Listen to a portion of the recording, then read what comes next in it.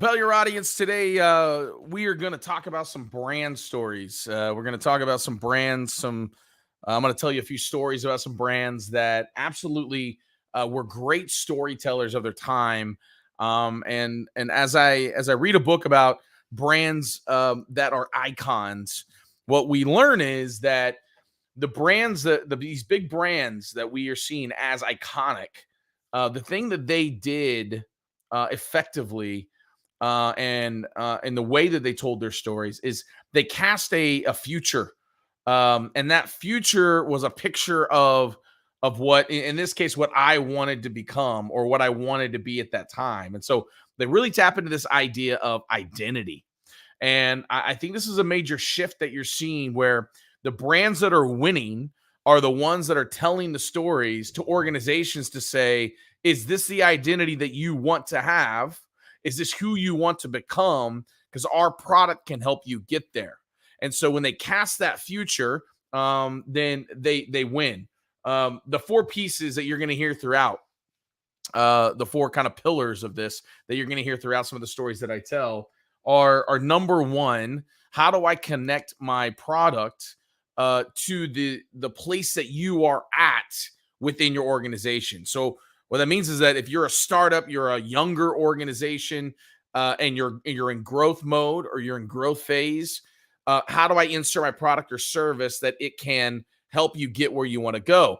If you're a company that is a much more veteran company, 20 years old, 30 years old, how do I insert my product or my service as a needed for your company and the objectives and the priorities that you have right now? Or maybe you're a company that is in massive decline, but I have to understand your story, your company's story, and the objectives and the priorities that you have right now that you're trying to accomplish. And then I have to paint what that future story is with that vision that our product or service offers. Now, if I do that effectively, and this is what we're going to talk about, number two, if I do that effectively, it comes from the marketing pieces, the brand strategy first, and then it leads into an SDR, a BDR, an AE, a salesperson reaching out and continuing that story, continuing that conversation. Too often, what we see is that marketing may set up through the website, through a webinar, through some videos, through some case studies, through whatever, some downloads. They may set up the story effectively. And you have a buyer that says, I love X, or I want my company to do Y. And you're like, yeah, we do that. That's so great. And then the salesperson wants to start the conversation over again. The salesperson doesn't understand what's the context of what you've heard, what you're experiencing, what you're feeling now, to then carry that on. So I just want to share with you four different companies. You might recognize them in JNCO's, Diadora, Blackberry, and Michelob Ultra. And these are just some personal stories in my world that I think are really important to share, that really come down to storytelling and how me as a consumer, what was going through my mind when I was pursuing these products. And I think the key and the kind of the learning out of this is that we as sellers, we as leaders, we as brand evangelists are always trying to think about, how are we delivering a story to an audience to keep them engaged? How are we delivering a story that someone very clearly can say, yes, this is for me where I'm going, or no, this isn't what we want for our organization? And then how can we get more storytellers within our organization, our people, to believe in the story, to believe in the identity that we're trying to portray to the customer, and be really great at telling that story? I was just meeting with a VP of sales today, and one thing I shared was, a story is only as great as the belief of the storyteller. And I have heard some great stories, but I'm like, I don't think you believe in that story. You don't actually believe in the product. You don't believe in the service. You don't believe in the problem that you're solving. You don't believe that it can impact my company the way that you're saying that, it could. So let's talk about these four stories, have some little fun. So in when I was in 8th grade, you had seen a massive explosion of the skating culture. And like, yes, I spent too many hours playing Tony Hawk on PlayStation with some friends. Shout out Mitch Stewart if you ever see this. And I would go over to Mitch's house and we would play PlayStation. And man, I killed it on Tony Hawk. I loved it. I probably wasn't as good as some of my friends, but I loved playing it. Now, if anybody was to ever know me in my life, they would know skating was not my deal. Like I didn't really like roller skating. I didn't really like the skateboard. Um, I wanted to play football, soccer, baseball, even tennis, frisbee. Like I wanted a more competitive, not me versus me, but me versus somebody else, where I got to beat them. And so skateboarding for me was more like culturally, like, yeah, great job, man. And like for me, it was more like, I did it before you. Haha. Well, I kind of got into the whole skating culture for just a moment, and I saw that people that had these JNCO jeans, they did a few things. And this is an important some important takeaways. One, they gave me status. And I believe that people only buy for about 3 reasons in their life. So for me, I bought these for status. I was like, man, I want to get a pair of JNCOs. I want to wear those JNCOs. I want people to know they see the stamp on the bottom pocket that hangs pretty low on the pocket. JNCOs, man, he's got the JNCOs on. And so as I saw other people have JNCOs and their status, as I saw the vibe that a JNCO jean wearing person had, as I saw the girlfriends that the JNCO jean wearing person had, I wanted that. And so I bought JNCOs for status. And the story goes that every Christmas, my grandma would give or would take each of us grandkids, to the mall the day after Christmas. It was like a tradition. And so instead of buying us gifts as we got a little bit older, she would say, I'll take you to the mall and then you can buy whatever gift you want. So we go to the mall, and most of the time we would get, 2 to 3 items based upon, I think she was spending like maybe $75 to $100 on us. So we would get 2 or 3 items. It was great. Well, this year I was like, you know what? I'm going to do it. I want to go to, I think it was JCPenney or Famous Bar, one of the two in my small town. I was like, I'm going to get some JNCOs. This is the year. And those JNCOs, my grandma looked at me and goes, if you want them, you can have them. But this will be the only gift you get if we buy these. And they were expensive, right, for a pair of jeans at that time. And I was like, let's do it. I want to do it. So we buy the JNCOs. I go home, put the JNCOs on. I go back to school. I wear them approximately 2 days. And then based upon the way the JNCO jeans wore, which was different than other jeans, I tried to climb over a fence and I ripped the JNCO jeans all the way up with the spikes that come off of a metal fence. I had a meltdown and I was like, why did I buy these? This isn't my lifestyle. This isn't how I operate. I didn't reap all the benefits of status by having them like I thought I would. But I think the major takeaway. So anyways, I went back to Famous Bar. I tried to take them back. They're like, no, we can't. My mom sewed them. That wasn't in at that time of like having this big sewing seam up the side. Like, what's wrong with your jeans? You must have bought them hand-me-down. It was a nightmare for a ninth grader at the time, or an 8th grader at the time. So I didn't wear my JNCO jeans anymore. I didn't wear them to school. I didn't like that vibe. That wasn't the identity I wanted, but I had spent my entire Christmas allowance, so to speak, on it.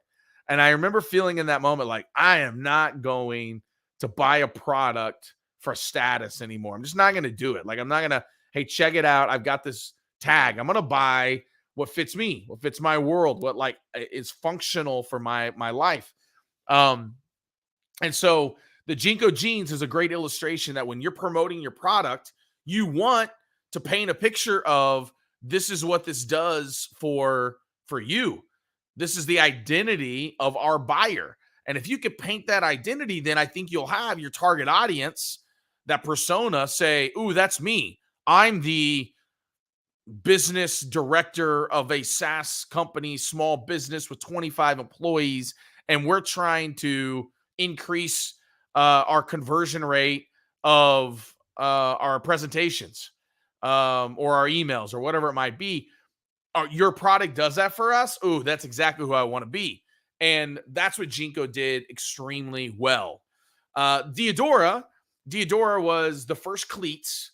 I was a big soccer player. First cleats I ever bought. I bought Diadoras and then I bought Kelmies. And those two brands were the outside of the norm brand. Everybody was buying, at that time at least, were buying Adidas. And then a few were starting to buy Nike. Nike had just come onto the scene. But primarily people were buying Adidas products. And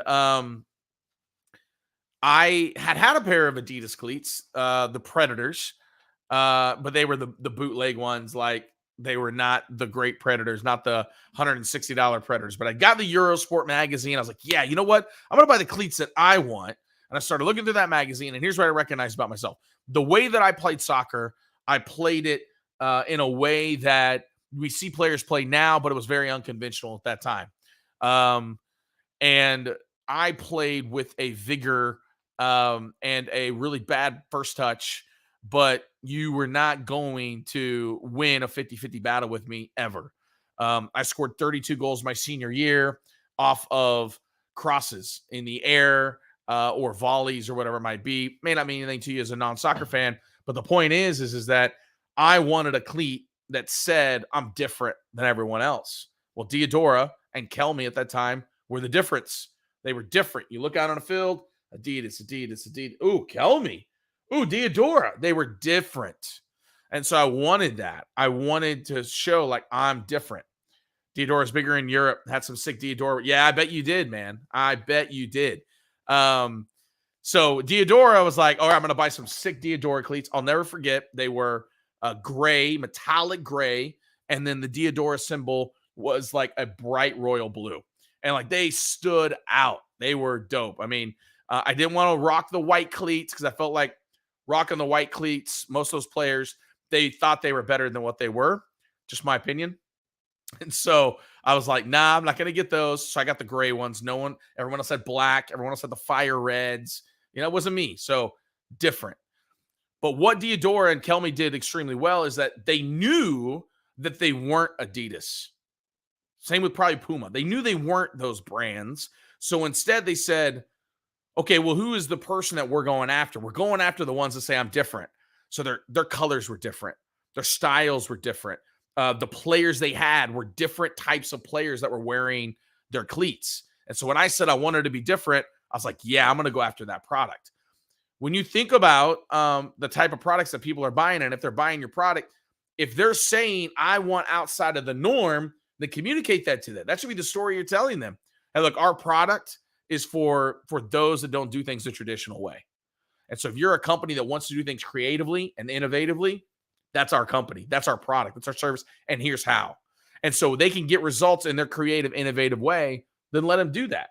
For other companies, they may say, we don't have the ability to do that. So we want to go buy the biggest, the best, the simplest, the easiest. And that's okay. That's not who I'm going after. That's not my buyer. And so you have to know who your persona, who your audience, who your buyer is. And then you got to promote your brand in a way that fits their lifestyle, fits who they are.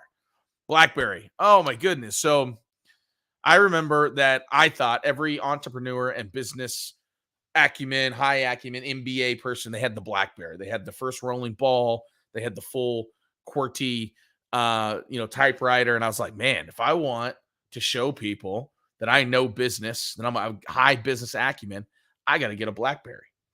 And so I remember the first time, this is back in the day where the phones were cheap, the plans were higher. So I went and traded in my phone for the Blackberry. It's probably last year's Blackberry, but what did I care?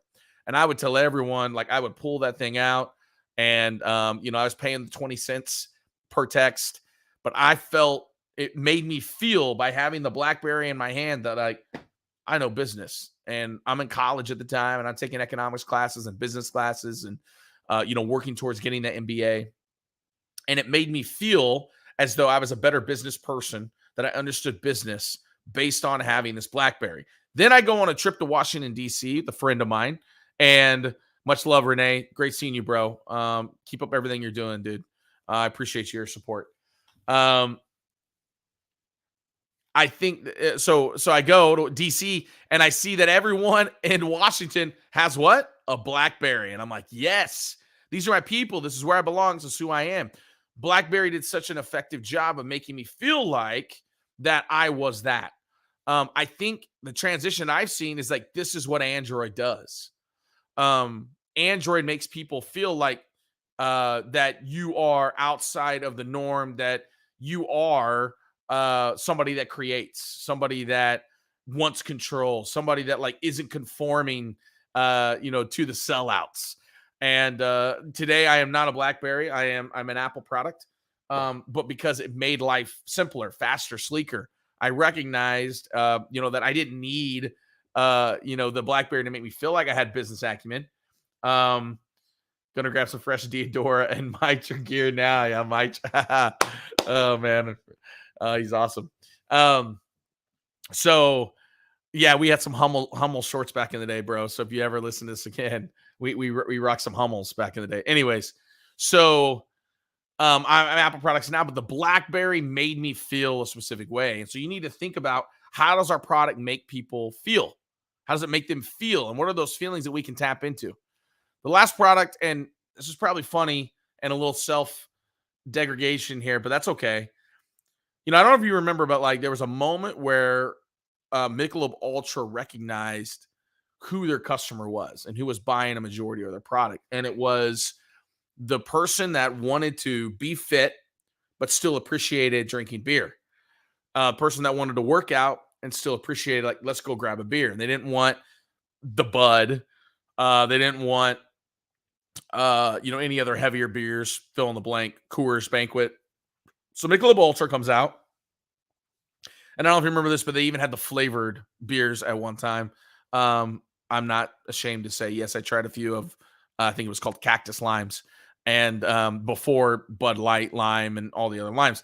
And so I remember thinking this, and this is really powerful, is I wanted so much to be that person that went and woke up at 6:30 a.m. and got my workout in, and then worked at work all day. And then because I wanted to stay fit, I was only drinking a beer that had 45 calories. I wanted to be that person. I aspired to be that person.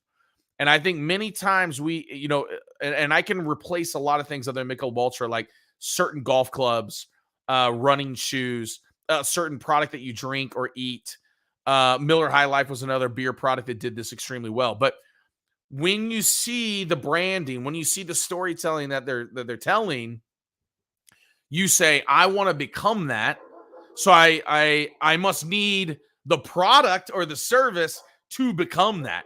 So I began drinking Michelob Ultra thinking, hey, I want to show people, hey, I drink Michelob Ultra, which must mean I wake up at 6:30 in the morning and go run and I go bike and I'm staying fit and I still like beer. That wasn't the reality. Morning person wasn't me. I was working out at other times at night or whatever it might be, but I wanted to project and promote that image. And so what I would encourage you to think about is the massive takeaways of all these stories is know your customer, know your buyer from customer insights. Go spend some time with your customers and understand, how's this changed your life? What is this world? Has this product panned out to who you wanted to become? What is that future that you want? And begin to reverse engineer that we've got to sell to future customers the way our current customers are feeling, and why they initially why they bought. And don't let them get out with, well, it just makes our life easier. No, I want to know why and how. Give me the details, because when I get those details, I now can literally tell that story in that way. So, let's make this up. Let's say that I sell these Camp coffee cups. By the way, this one's from Stumptown, one of my favorite coffee companies out in Portland. So let's say I sell these Camp coffee cups. Well, what I want to know is, somebody that owns one of these Camp coffee cups, how does it make their life easier when they're camping? Oh, yeah, well, it keeps my coffee warmer and I don't have to keep reheating it. Okay, Well, how does it make your life easier? Well, I mean, I got the fire going that morning, but I don't want the fire to be going the whole morning or day because I'm getting ready to go on my massive hike. Oh, okay. Now you're giving me the stories. Now you're giving me the stories that like people that want their coffee to remain hot even after the fire goes out. Ooh, that's an interesting story that my brand could be telling. For those that are on the go that want to keep their coffee hot. So, like, I want to know the stories of the person that wants this. Or, same with JNCO and Michelob Ultra, I want to paint the picture that, hey, if you get a camp coffee cup, that means you're a person that loves to hike. You love to camp.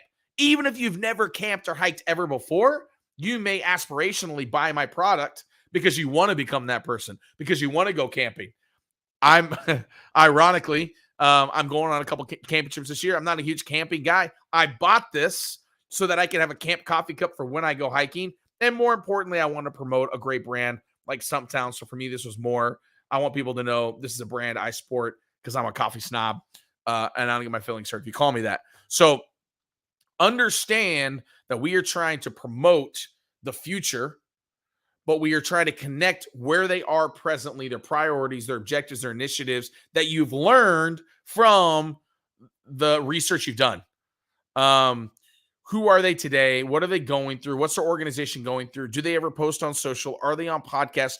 Do they promote articles? What are the type of things they're sharing, clicking on? I mean, like social media, you can't hide anymore. So if I like something on Twitter, you can go see what I like. If I promote something and reshare, you can go and see that. You can see what I post. You can see the podcast, all those kind of things. There's so much public information now. Go do some story intelligence so that I can communicate that I understand their story first. And then I can then begin to promote identity, status, whatever it is they're promoting. I want to align my brand with that, just like JNCO's, just like Diadora, just like Blackberry, just like Michelob Ultra, just like the Camp Cups, whatever it is. Promote your product in a way to say this product can help you reach the future that either you want now or even better. I'm going to project a future that you didn't know was possible, but I'm your guide to be able to get there. Thanks so much for tuning in to Craft or to compel your audience by Craft and Compel. As I bring the banner up here, Tuesdays, Thursdays, 12:30, 1:30 Eastern. Look, I'll tell you, like, our goal is to help organizations, to help people, to help leaders become storytellers that drive revenue, that drive referrals, that drive retention. And the only way to do that is to really understand who our audience is, taking an audience first approach.